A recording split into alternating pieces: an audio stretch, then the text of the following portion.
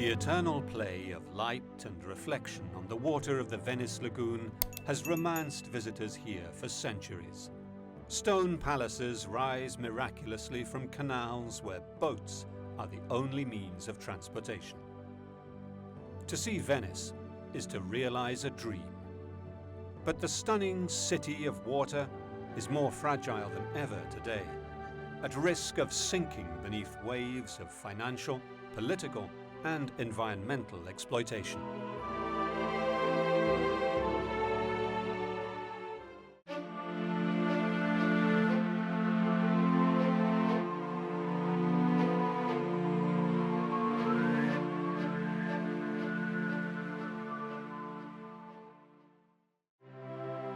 Venice, the city of light and water, is sinking slowly under the sea, crumbling under the effect of waves and mass tourism. However, scientists, activists, and entrepreneurs are trying to stem the tide of decay. One of the most important Venetian monuments being saved today is the Rialto Bridge, cracking and breaking up due to its age and heavy use. A complex €5 million renovation is being paid for by Renzo Rosso, owner of the brand Diesel Jeans. The Rialto Bridge was an easy choice because it's one of the most important monuments in the world. It is the city I studied in, the most beautiful city I know in the world, and so it seemed to be like a good thing to make a contribution to this city that I think I belong to. Ironically, this most romantic city of them all faces deadly threats from the very element that brought it wealth and power, the sea. The seabed of the lagoon is getting flatter. With every passage of a ship, we lose a piece of the seabed of the lagoon, and that is a lagoon that is no longer able to resist the sea. This city depends on the well-being and the health of its lagoon. Without the lagoon, there will be no Venice. The Italian government has found it hard to finance urgent upkeep of its stunning cultural heritage. But private sponsors also struggle to cut through the layers of red tape necessary in order to lend a hand. The most difficult part was the selection of contractors and getting all the quotes from each construction company. And the frustrating part is seeing that things go forward very slowly with a lot of bureaucracy. Italy has the highest number of UNESCO World Heritage Sites of any country in the world. Entrepreneurs are throwing money at monuments to do a job that the Culture Ministry cannot afford. The Trevi Fountain in Rome, the Spanish Steps, and the greatest monument of them all, the Colosseum, are all being renovated and prepared thanks to private sector donations.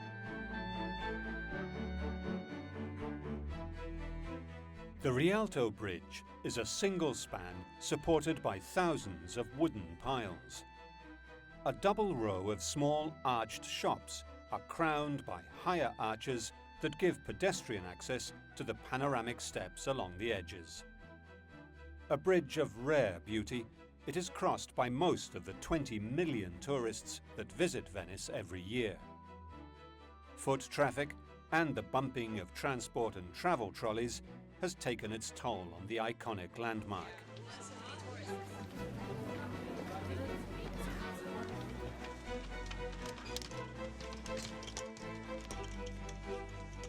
In the summer of 2011, 140 small columns that support the banister collapsed. Concerned city officials installed hundreds of sensors to measure the minuscule movements that are causing cracks in the stonework.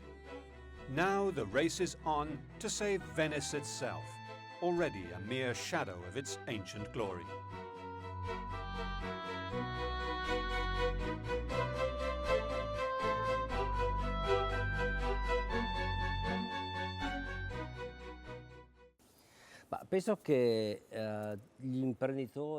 I think that entrepreneurs who are successful, that have companies that make profits, ought to return part of their profits to make a contribution towards the country where they live, to their own country, and be much more socially responsible.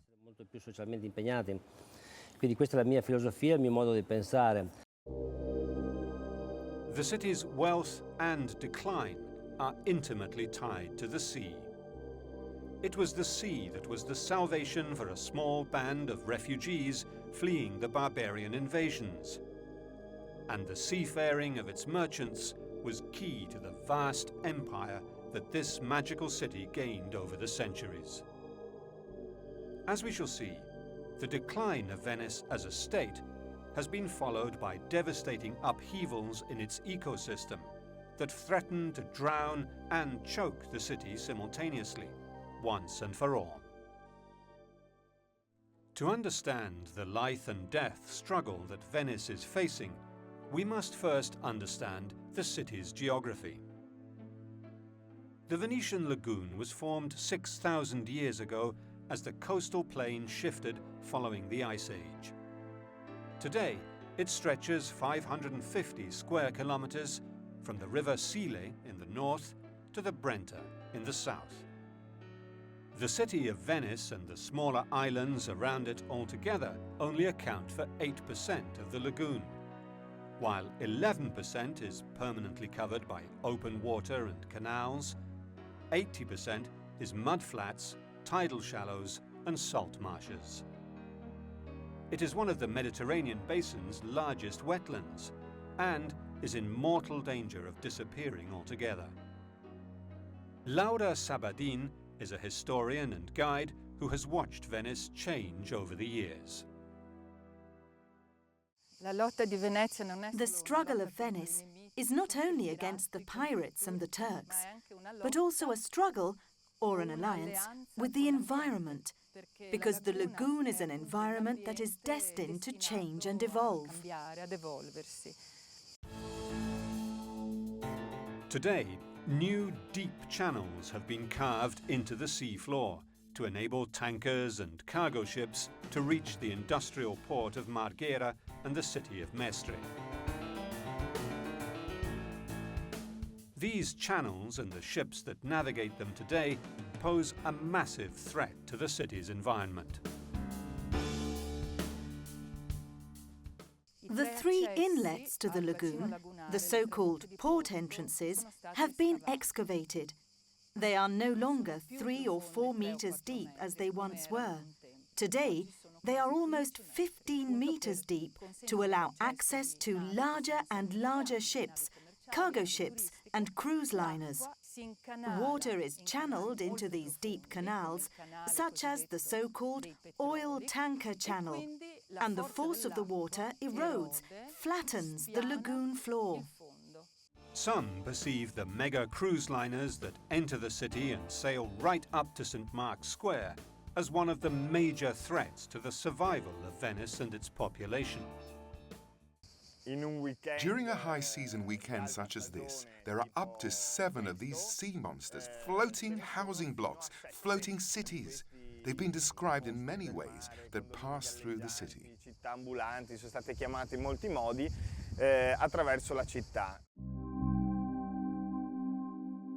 A flat lagoon surface makes flooding faster and yet more devastating. The catastrophic events known as aqua alta, high water, destroy brickwork, rot wood, rust iron, and are more and more frequent, despite the barriers nature and the Venetians have placed in their way. This water that is displaced by the ship creates a wave that flows over the edges of the channel, and it's a real wave, with foam. A little tidal wave, a small tsunami, the effect is the same. A mass of water that moves uniformly in deep water and then meets an obstacle and rises up.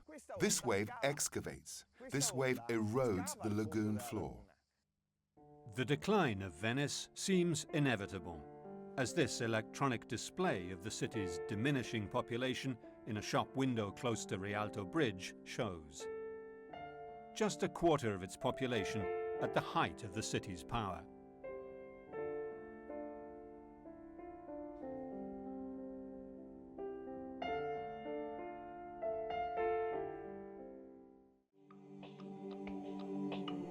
Venice is a miracle of engineering, which rises out of the soft mudflats of the lagoon, consolidated and expanded over 1,500 years. The story of Venice dates back to the end of the Roman Empire in the west. In the 5th century, Italy was ravaged by barbaric hordes, including the most terrible of them all, Attila the Hun. The inhabitants of the Venetian plain came here at first temporarily, and then to live permanently. The roots of Venice go back to the barbarian invasions, the fall of the Western Roman Empire, 476 AD. So waves of barbarians, the Huns, the Goths, the Visigoths and the Longobards, that forced the mainland inhabitants to seek refuge, to find a hiding place in the marshlands that made up the Venetian lagoon at the time. Un nascondiglio all'interno di zone paludose come appunto era la laguna di Venezia. The islands were little more than mud flats, and the soil not resistant enough to support anything more than wooden huts. The very first cathedral was built here, on Torcello Island, where it was literally transported from the mainland city of Altinus in 639. The church of Santa Maria Assunta testifies to the power of the island, well before the later and more famous city of Venice became important. Soon, the inhabitants found a way of consolidating the soil enough to allow it to be built on. They began driving thousands and then millions of wooden piles, 4 or 5 meters, into the mud until they found the more solid sand and clay layers.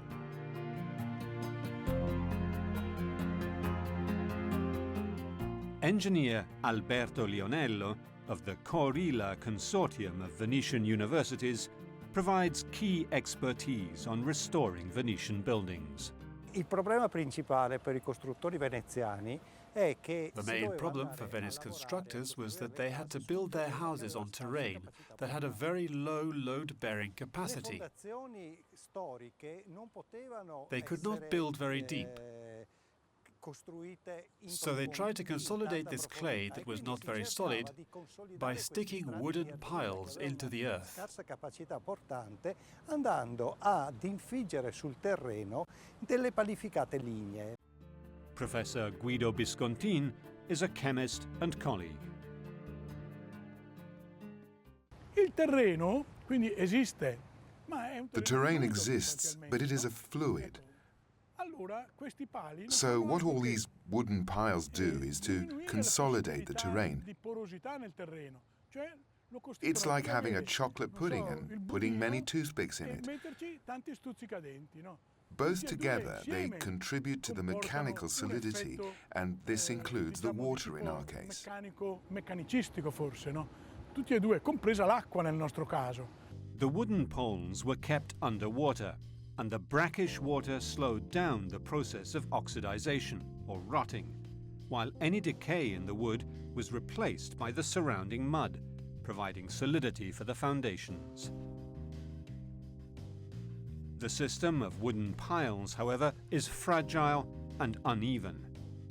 The leaning church bell towers of Venice show how subsidence over the centuries has been one of the city's greatest problems.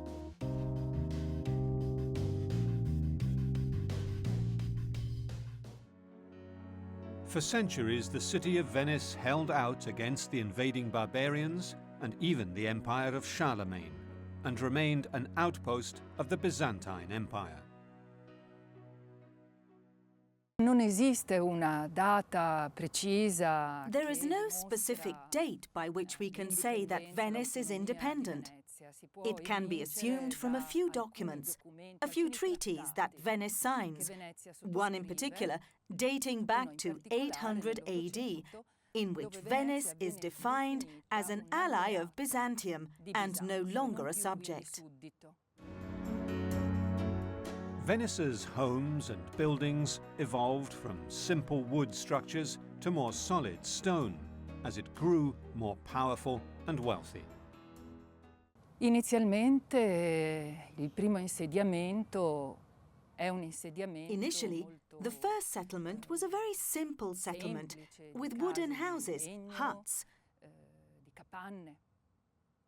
But after a series of major fires, there was a need to use more solid materials, and around 1300, Venice begins to change.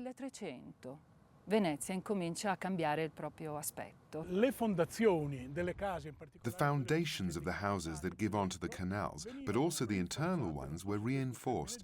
I don't know if this is the right term, inserting between 8 to 10 piles per square meter that solidified the mud which otherwise would have moved. La lunghezza di questi pali è variabile tra 1 metro e The length of these piles was variable between 1.5 meters and 3 meters, so the situations are different throughout the city. In any case, on top of this palisade, they placed horizontal planks called meandering, a word that comes from shipbuilding, which distribute the weight evenly over the wooden piles. Perché richiamano, diciamo, la costruzione delle navi che sostanzialmente distribuiscono il carico uniformemente su questi pali di legno. The wooden piles were covered with a wooden floor, on which impermeable marble was laid, which formed the foundation of the buildings. A brick base could then be laid on top of that, and another marble base on top of that again, on which the buildings could grow in height. Architect Enrico Rinaldi has examined the structural characteristics of the Venetian houses. Una delle cose caratteristiche. One of the characteristics of the Venetian palace, as compared with palaces of other cities of the same period, is that they have two access points. One access point from the canal and one from the land side. This is very important with regards to all the architectural characteristics of the houses and the urban layout. Dell'architettura ma anche dell'urbanistica di Venezia. To protect the brick and wood superstructures from damage by humidity and seawater, a damp course made of highly impermeable Istrian marble was used to isolate the upper parts of the buildings from rising damp. Le case veneziane sono state costruite. The Venetian houses were built taking into account the average sea level of the time. So they created a protection layer, inserting stones that were water resistant. In pietra che non permettono la risalita dell'acqua. Another resistant material was used to pave the most important streets of the city.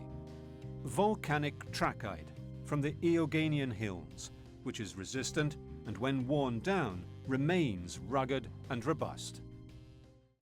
This trachyte is very good. It isn't slippery, it's compact, and there are 1.5 million square meters of paving made of it. 1 milione di metri quadri di pietra di pavimentazione. In the 11th century, Venice profited from being the crossroads of trade between the rich Asian markets, mostly silk and spices, and the new nobilities of medieval Western Europe.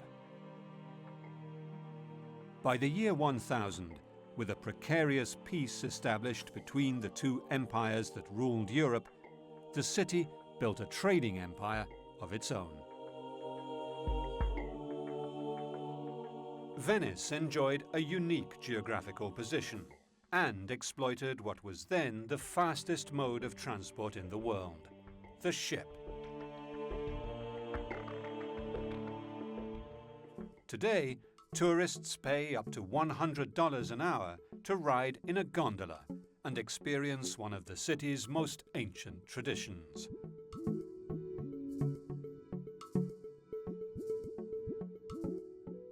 Sai, Venezia è una città, nasce dall'acqua. It's a city that rises from the water. It comes out of the water. You can't compare it to any other city. Then there's the sound of the water and what we call la bavetta, a little breeze in the evening that makes it all the more magic, like a fairy tale. Gondolas are still built in a few boatyards dotted around the city, such as this one, where an old gondola is in need of repair after many years in the water.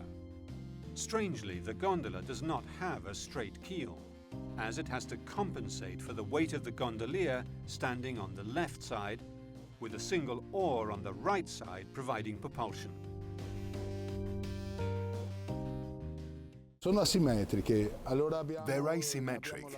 The gondola you see today is the modern gondola, based on a late 19th, early 20th century design. It's asymmetric, with the right side lower than the left side. So it's the same principle as the sailing boat, because since the right side is lower, the gondolier stands on the left, so the gondola is balanced out. Essendo la parte destra più bassa, il gondoliere sta a sinistra e quindi si bilancia la gondola. Famed as the most romantic form of transport, gondolas ply the salt waters of the lagoon for years and inevitably deteriorate. They are sent to workshops like this one to be restored. Another characteristic that the city has kept from the time of its mercantile past is the specialty glass-making on the island of Murano. The temperatures in this craft glassworks of the glassmaster Gianni Seguso reach 50 degrees Celsius on a cool day. The furnaces reach up to 1,000 degrees.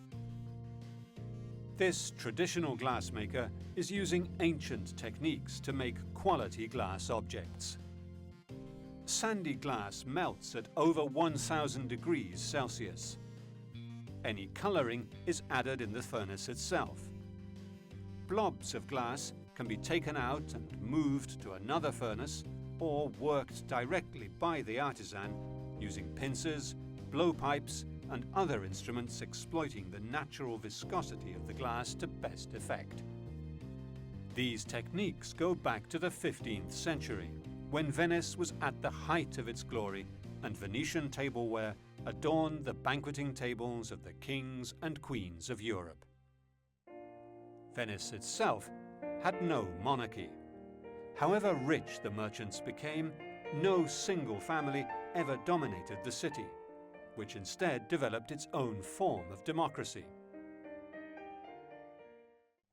In Venice, the growth of industry and trade distributed wealth among the rich merchants who came up with a unique form of government.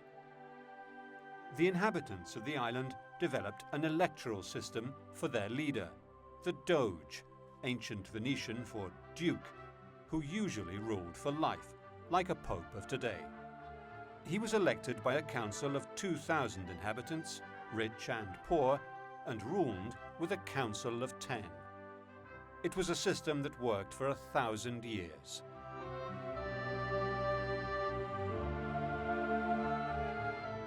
The political life of the city unfolded here, in the Doge's palace, where a magnificent staircase leads up to the council hall.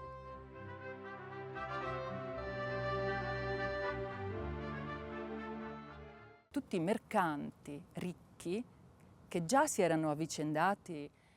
All the rich merchants who had already shared power among themselves became part of an elite, a caste, all with the same rights, equal rights. And this avoided internal strife, so guaranteed stability and peace. Questo impedì lotte intestine e quindi stabilità e pace. Venice and Constantinople were cities that both depended on and profited from their strategic positions on the sea, in an era when ship transport was the fastest and safest. The old allies were destined to become bitter rivals. In April of 1204, the Republic's greatest trading partner, became the victim of Venetian greed. Venezia decide di Venice decides to use the Fourth Crusade to its own advantage. During the voyage along the Adriatic coast, the son of the Byzantine emperor calls for help because his father has been deposed. So the Venetians, the Crusaders, accept the proposal. But the Byzantine emperor does not keep his promise, and the Venetian Crusaders attack Constantinople.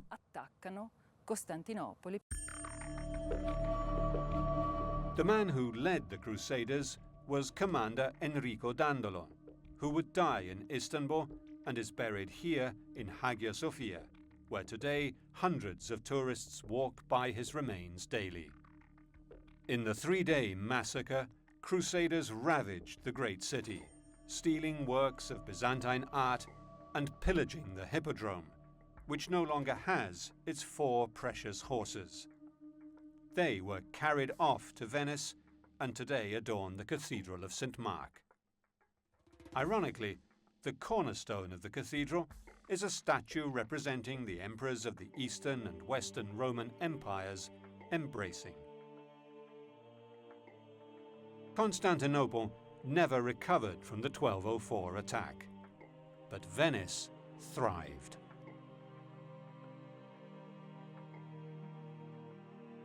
The city's wealth is represented by some of the great houses along the Grand Canal. While elsewhere in Europe, rich traders and lords were building castles, the Venetians were constructing these large palaces, which were both stores and homes. The ground floor was the traders' warehouse, and boats came right up to the big gates to unload their merchandise into the storeroom. The house owner lived on the first floor, the so-called piano nobile, and the servants' quarters were at the top in the attic. Typically, there were 2 flights of stairs that ran up and down the house, one hidden for the servants and the other public. They crossed at least one point so that the servants could access the owner's living quarters. Since the bearing walls of each building were perpendicular to the canal, the floors were of light wood and internal walls of plaster.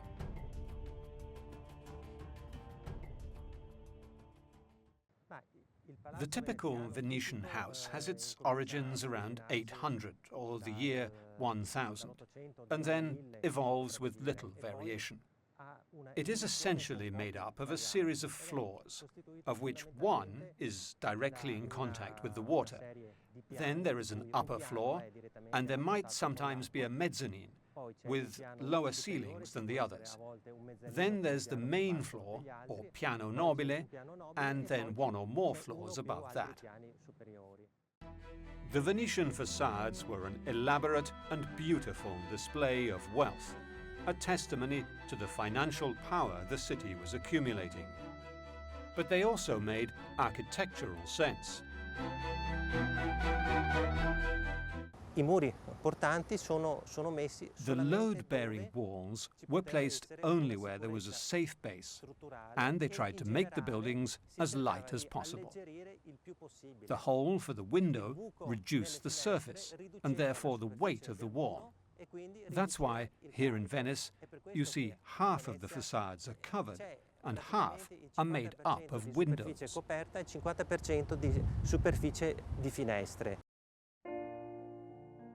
Unlike the seats of power of the rest of Europe, the Doge's palace here has an open facade. So this engineering necessity also gave the convenient impression of political transparency. The first example we see in Venice is the Doge's palace, which, apart from having many windows, is open with a system of porticos, so as to lighten the weight on the foundations. This is another characteristic of the Venetian palaces.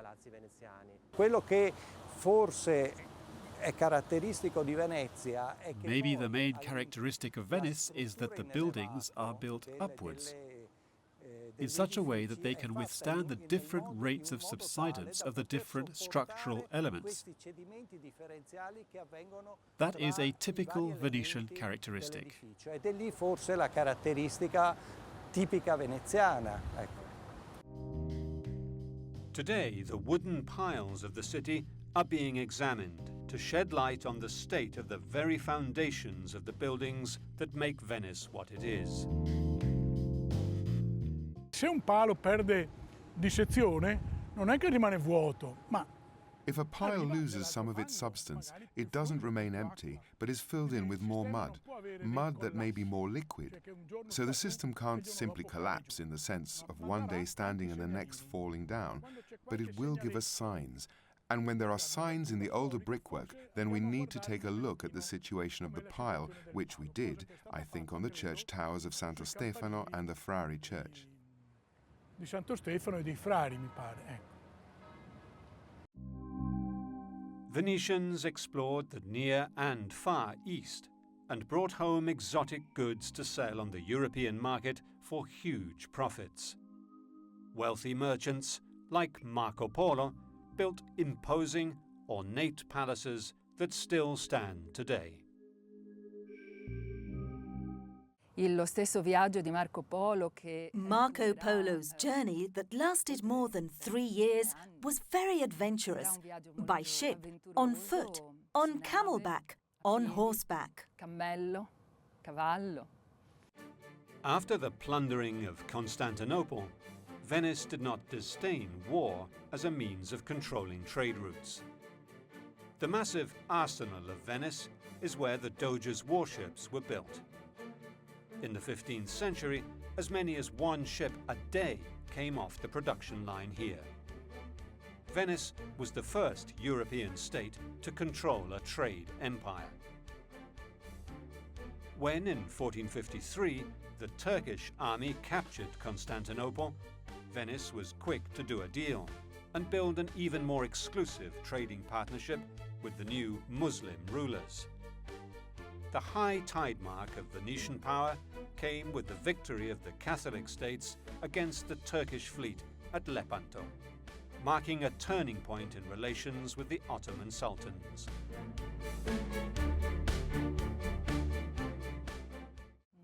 Rimanevano lontani dalla loro Venezia per lunghi periodi proprio per They remained far from their Venetian homes for long periods, so as to be present when the precious goods arrived from the east.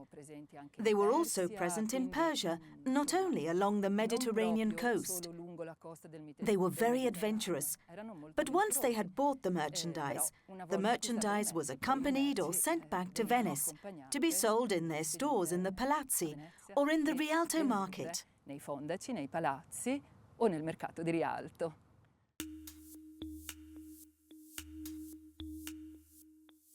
As the buildings of Venice went up, they consolidated the banks of no less than 124 islands, and soon the inhabitants found the need to build bridges.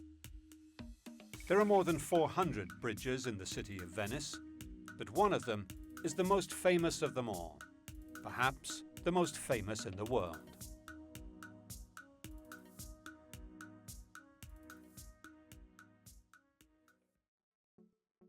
The Rialto Bridge we see today was built between 1588 and 1591 as a permanent stone-built replacement for the previous wooden drawbridge. Spanning 28 metres, the bridge was designed with a clearance of 7.3 metres to allow the passage of galleys. It was built on 12,000 wooden piles that still support it today. In 1551, a competition was held to design the new bridge, and some of the Renaissance era's most famous artists and architects, including Palladio and Michelangelo, submitted blueprints. The job went to Antonio da Ponte, who built this single-arch bridge lined with shops, an extension of the Rialto market. For centuries, it was the only crossing place on the Grand Canal. In 2013, the City Council commissioned a report that revealed that the bridge, while not at risk of collapse, has indeed sunk 25 centimetres since Da Ponte first built it. City officials approved a €5 million restoration project, funded by fashion mogul Renzo Rosso, president of the OTB Group, which owns the diesel fashion brand, among others. In exchange for his donation, the scaffolding covering the bridge during the renovation will display billboards advertising Rosso's brands. He dismisses criticism that the sponsorship was a publicity stunt. In our case, there is little, let's say, little interest in exploiting this operation, because if you consider that we spend 5 million, we might recover in the order of 500,000 in terms of promotion that we can account for as advertising of our brands. So it's more a form of patronage to do something for the city. In the Renaissance, wealthy individuals became patrons of art. Merchants and guilds bought paintings to show off their power. Not only the nobles, but also the merchants came together to provide mutual support groups, known as scuole, or guilds, that provided vital social cohesion. They were the city's middle class. By the term scuole, or school, we mean a system of guilds that were present all over Europe around the 1200s and then spread. So these associations gathered contributions from their members, as well as donations from rich families, to offer a system of mutual assistance.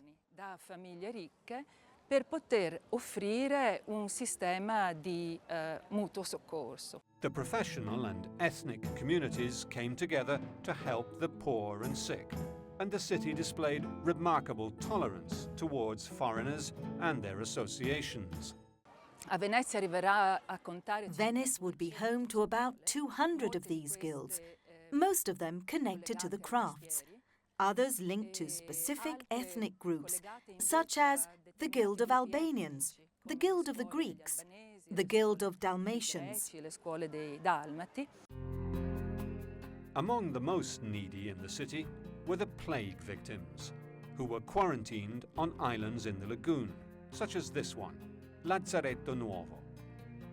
The large building in the center acted as a fumigation hall for goods coming into the lagoon, quarantine for the imports. The patron saint of plague victims is Saint Roch, and the Guild of San Rocco was created to provide aid to the sick.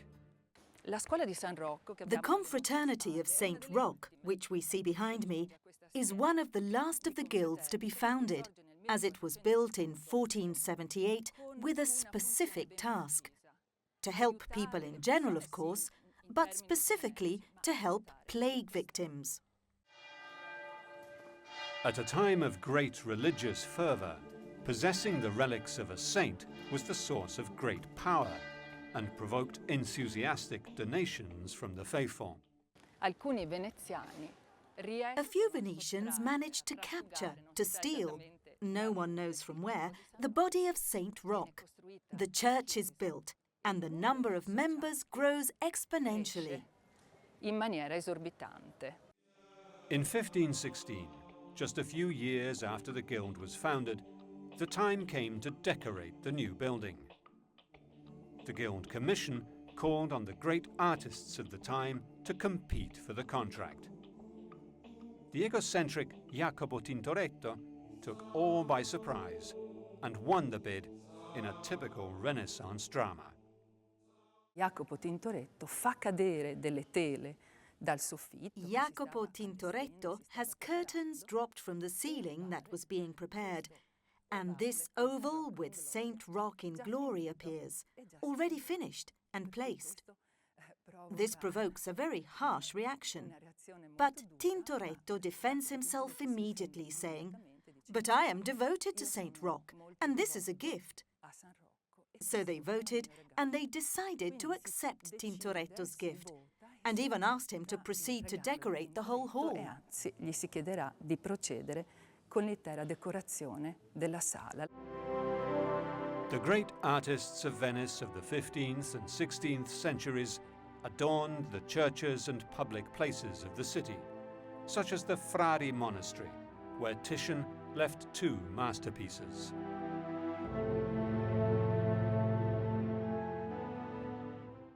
Io direi che per quanto riguarda Venezia, I would say that as far as Venice is concerned, it is the powerful that seek out the artist. Power is represented by a class of patricians, a cultured class, who recognize beauty when they see it, identify works of art, seek it to ensure they own it. le opere. The city prided itself on its religious tolerance too. The Bridge of the Greeks and the Church of St. John Chrysostom testify to the presence of Orthodox Greek merchants. Muslim, Protestant and Jewish communities intermingled and traded. Today, the synagogues and narrow streets of the old Jewish ghetto attract many visitors. But foreign and local commerce could only thrive if Venice's hundreds of access canals were kept free of silt. The lagoon is a metre deep on average. It is a delicate ecosystem and requires a balance of hydrogeological and natural factors to keep it healthy. When the city was founded, it looked like this.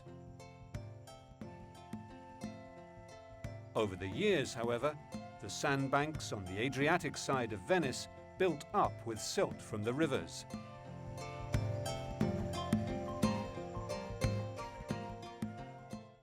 Verso il 1500 ci fu addirittura Around the 1500s, there was a change in policy with investments on the mainland, and it's around the 1500s that we see the first villas, which are farms, with investments in the land. When Venice gained a foothold on the mainland, the city's rulers were able to divert the rivers that were silting up the lagoon. From the mid-16th century onwards, a series of canals and dikes changed the course of the two major waterways that led into the lagoon, the Brenta and the Sile. The lagoon began to consolidate its shape and form, making it what we see today. Occasionally, a high tide flooded the city, but only since the late 20th century has the so-called aqua alta become a mortal danger. The biggest threats to the city's physical survival were developed in the 20th century: the oil tanker, the cruise ship, and the outboard engine, which, together with the petrochemical industries of the mainland and global warming, are literally drowning Venice. While the slow death of the city of Venice began in the late 20th century, its decline as an independent state was already underway in the 1700s. The height of Venetian glory is a thing of the past. Today, it is a fading beauty, still stunning, but slowly sinking into the sea.